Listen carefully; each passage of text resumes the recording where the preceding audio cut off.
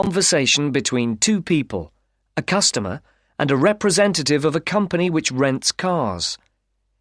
There are three alternative answers, A, B, and C, for each question.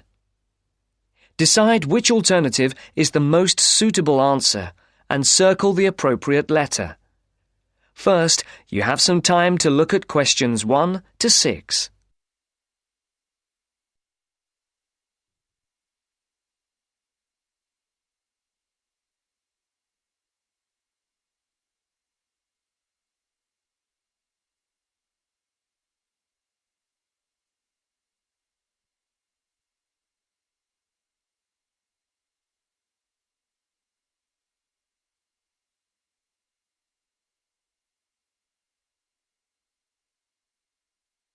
Now the test will begin. Remember, you will hear the recording only once, so answer the questions as you listen. Now listen to the first part of the conversation and answer questions 1 to 6. Thank you for calling Carline. So that we can best help you, can you please press the star button on your phone now? Thank you. Now choose one of the following 4 options by pressing the buttons on your telephone. Press 1 if you would like to make a car reservation. Press 2 if you would like to talk to someone about a car reservation. Press 3 if you would... Please hold while we put you through to one of our assistants.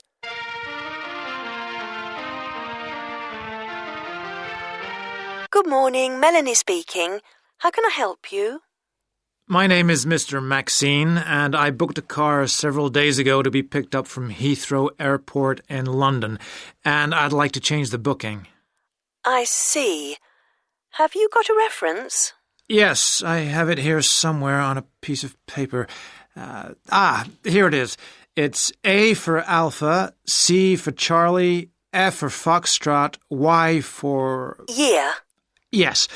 The number 15, 15, A for Alpha, and G for Go. Let's see. Can I just check that? ACFY15AG. Yes. Mr. John Maxine. Yes, that's it.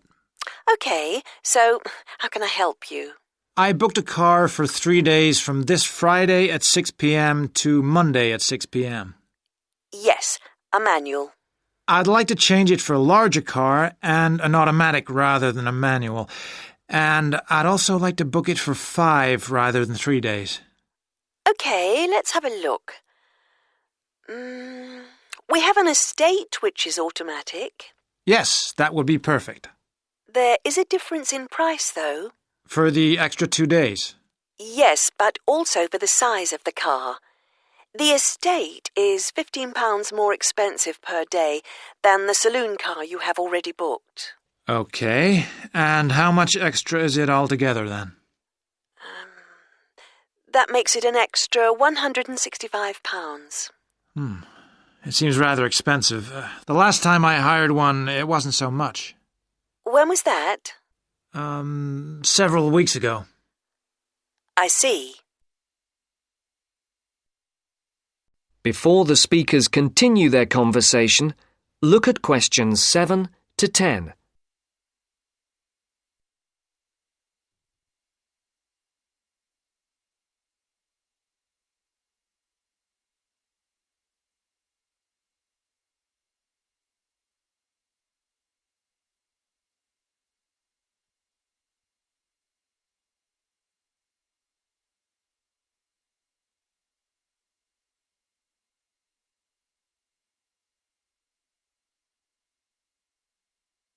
As you listen to the rest of the dialogue, complete the numbered spaces 7 to 10.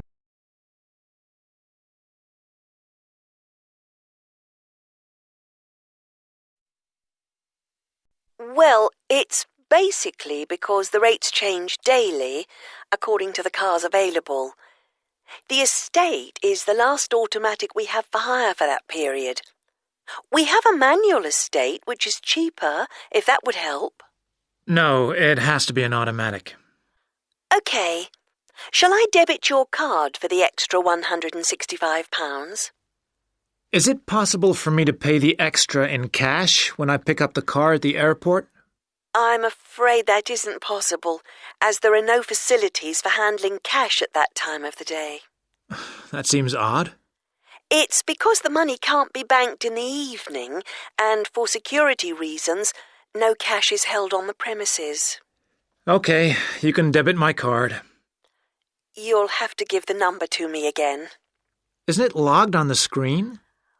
For security reasons, it doesn't come up on the screen when we look at the booking. Any changes, and it has to be entered again. I see. It's 3-445-9911. 3-445-9911. 4425 4425 7750. 7750. OK, that has now been authorised. Shall we send the receipt to your Park Vale address? Yes, number 40. Is there anything else I can help you with, Mr. Maxine? No, nothing else, thank you. Have a nice trip. Thank you. Goodbye. That is the end of part 1. You now have half a minute to check your answers.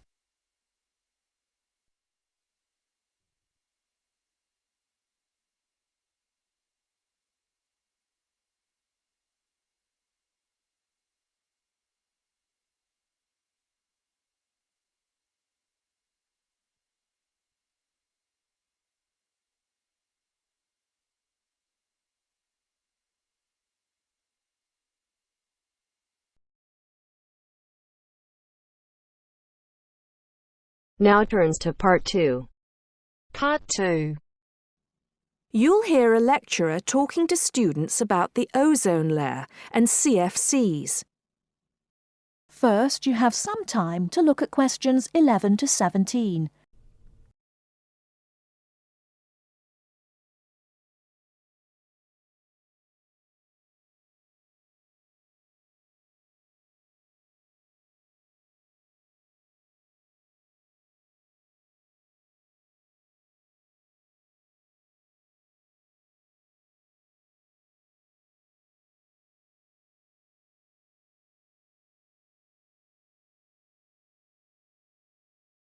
Now, listen carefully and answer questions 11 to 17.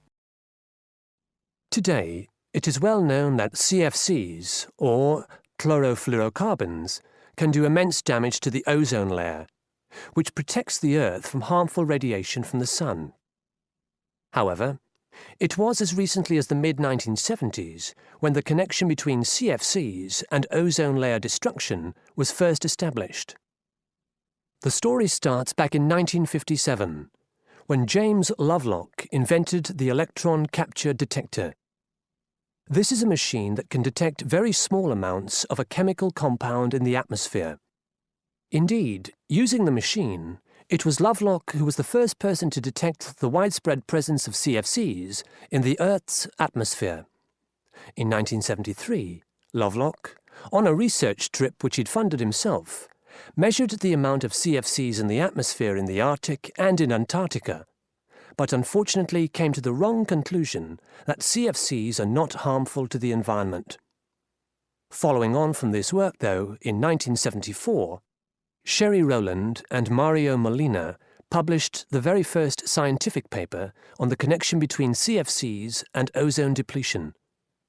This quickly prompted the world's first ban on the use of CFCs, which was enacted in 1975 by the US state of Oregon. Further bans followed. In 1978, the United States and several European countries banned the use of CFCs in spray cans. CFCs were still allowed to be used, though, for refrigeration and in solvents. It was in the mid-1980s that scientists in Antarctica observed a huge depletion in the ozone layer above them, often called the hole in the ozone layer. This led, in 1987, to the signing of the Montreal Protocol, which called for further reductions in the production and use of CFCs, and then, 2 years later, to a European Union agreement to ban the production of all CFCs by the end of the century. Before you hear the rest of the talk, you have some time to look at questions 18 to 20.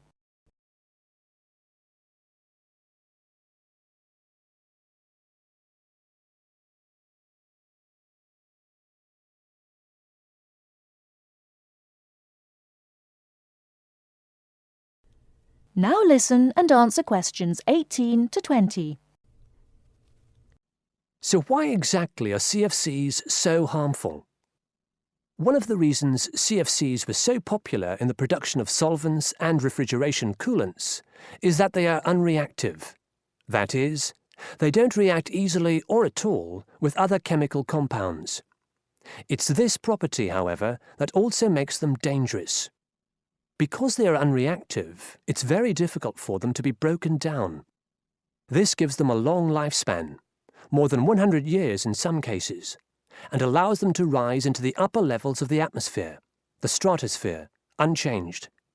There, ultraviolet radiation from the sun starts to break them down, freeing the chlorine atoms from the CFCs. It's this chlorine that helps destroy the ozone layer.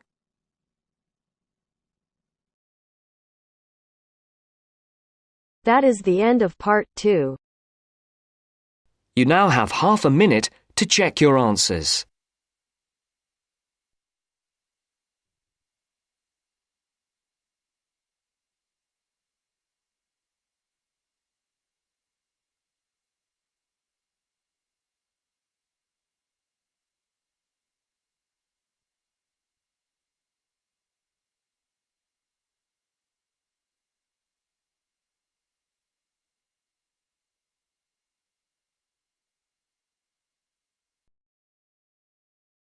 Now turns to part 3.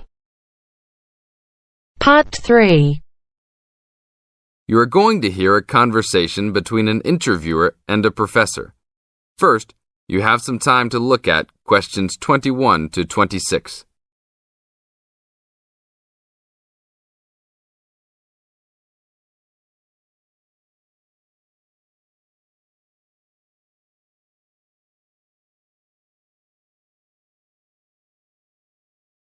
Now listen to the tape and answer questions 21 to 26. Today I'm here with Professor Nittick, who is our new university president.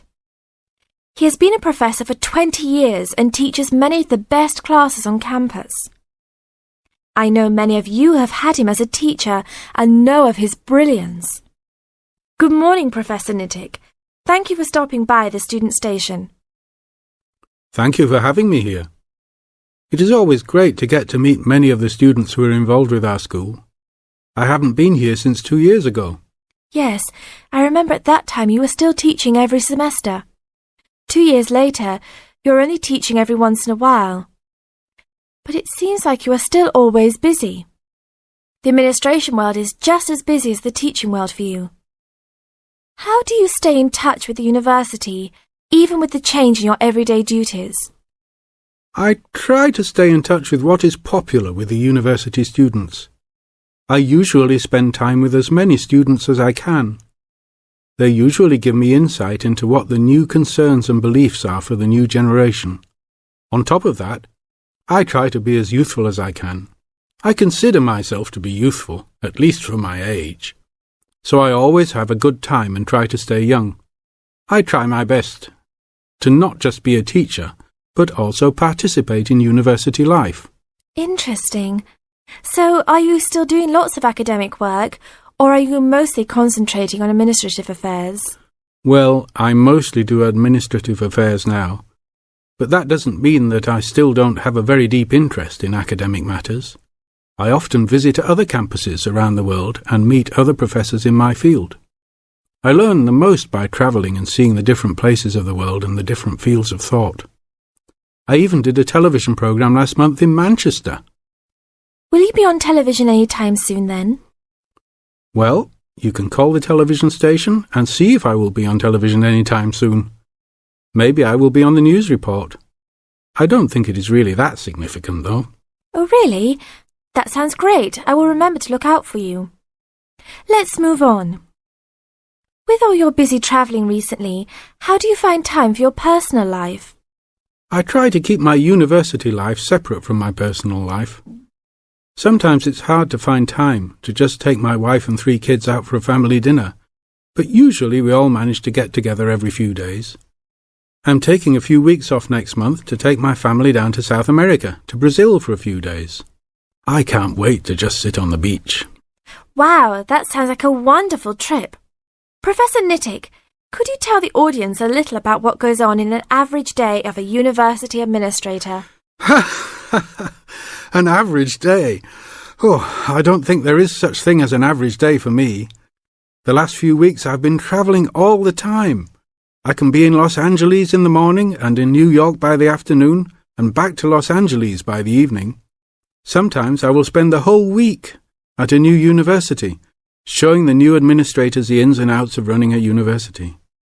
Sometimes I can spend the whole day in the office on the phone. So there really is no average day for me. I guess that is because I do so many different tasks. Sorry to let all the viewers down, but that is the plain truth. Now look at questions 27 to 30.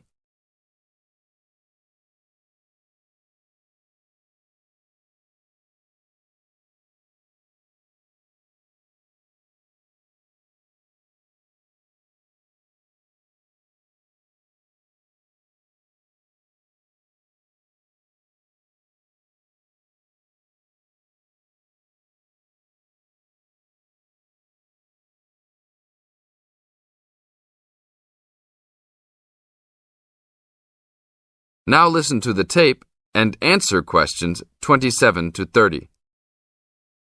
Well, I guess I can sum it up for them. You are a busy man.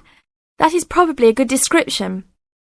So, are there any immediate plans for the coming few weeks? Well, I'm in Los Angeles for the next 2 days, and then I fly to Colorado to meet a new prospective professor for our university. I will be in Colorado for about a week. Then I go to Japan for the next 10 days to meet with our university branch in Japan about record sales there. After that, I return to Los Angeles for a week, just in time for the graduation of the class of 2001. There you have it, my next month's schedule. Thank you very much, Professor Nittick. I always enjoy having you on our show.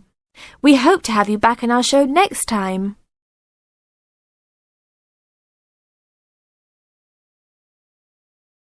That is the end of part 3. You now have half a minute to check your answers.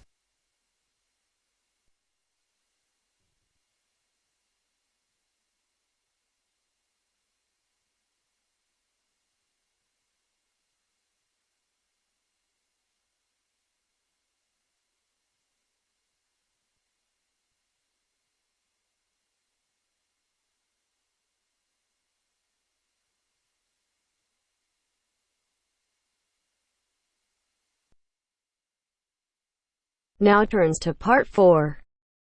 Part 4. You will hear a part of a lecture about learning and bilingualism. First, you have some time to look at questions 31 to 40 on pages 44 and 45.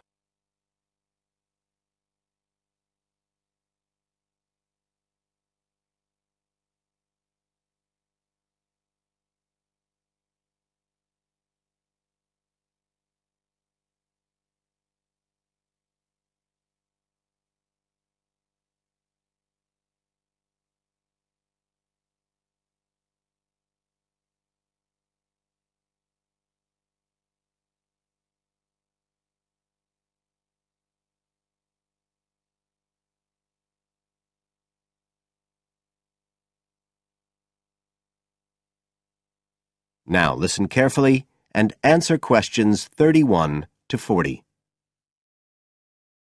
When we look at theories of education and learning, we see a constant shifting of views as established theories are questioned and refined or even replaced, and we can see this very clearly in the way that attitudes towards bilingualism have changed. Let's start with a definition of bilingualism. And for our purposes today, we can say it's the ability to communicate with the same degree of proficiency in at least two languages. Now, in practical terms, this might seem like a good thing, something we'd all like to be able to do. However, early research done with children in the USA in fact suggested that being bilingual interfered in some way with learning and with the development of their mental processes. And so in those days, bilingualism was regarded as something to be avoided, and parents were encouraged to bring their children up as monolingual, just speaking one language. But this research, which took place in the early part of the 20th century, is now regarded as unsound for various reasons, mainly because it didn't take into account other factors such as the children's social and economic backgrounds.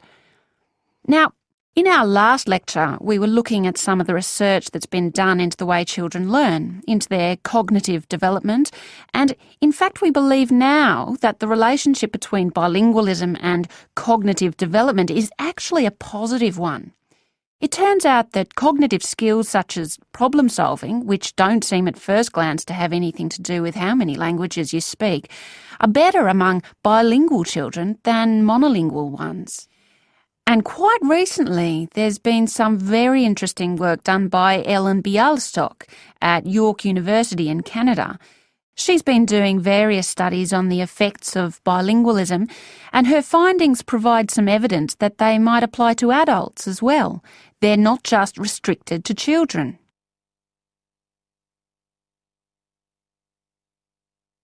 So how do you go about investigating something like this? Well, Dr. Bialystok used groups of monolingual and bilingual subjects aged from 30 right up to 88. For one experiment, she used a computer program which displayed either a red or a blue square on the screen. The coloured square could come up on either the left-hand or the right-hand side of the screen.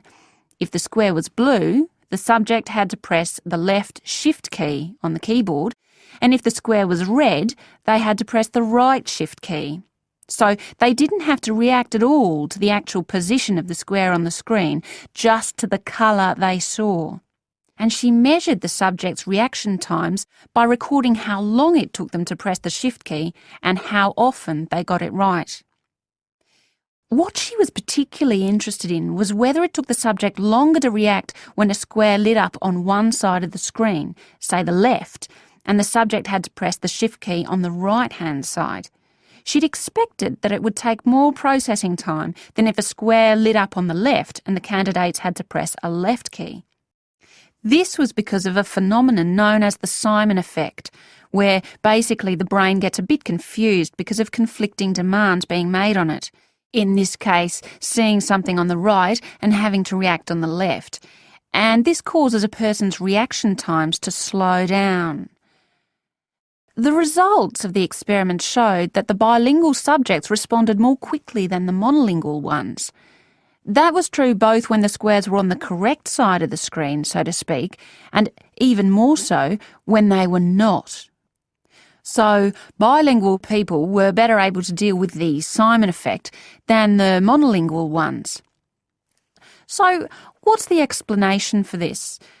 Well, the result of the experiment suggests that bilingual people are better at ignoring information which is irrelevant to the task in hand and just concentrating on what's important.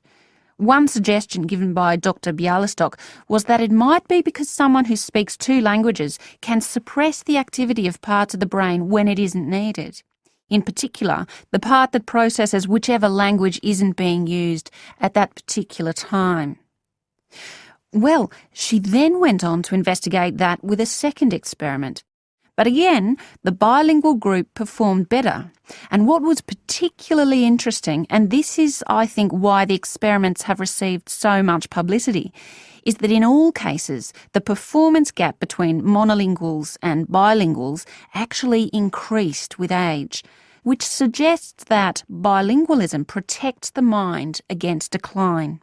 So, in some way, the lifelong experience of managing two languages may prevent some of the negative effects of ageing. So that's a very different story from the early research. So what are the implications of this for education? That is the end of part 4. You now have half a minute to check your answers.